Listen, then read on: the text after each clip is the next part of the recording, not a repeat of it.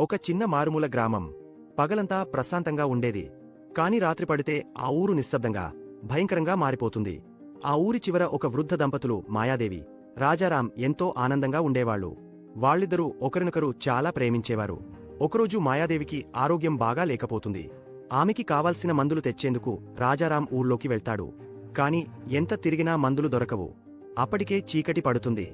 అయినా భార్య కోసం ఎలాగైనా మందులు తీసుకెళ్లాలన్న పట్టుదలతో ఊరిలో చుట్టూ తిరుగుతుంటాడు. రాత్రంతా ఎదురుచూసిన మాయాదేవి తెల్లవారినాక కూడా భర్త రాకపోవడంతో చాలా బాధపడుతుంది.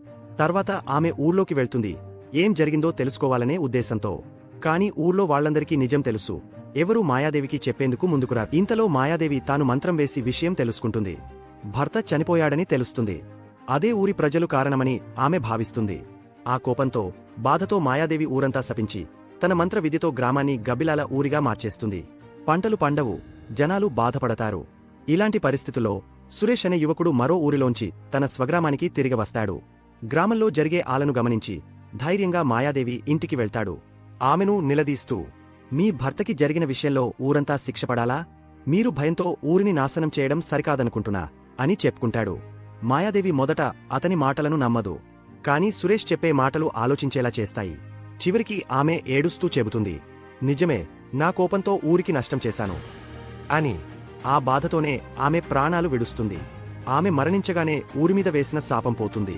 మళ్లీ ఊరికి జీవం వస్తుంది.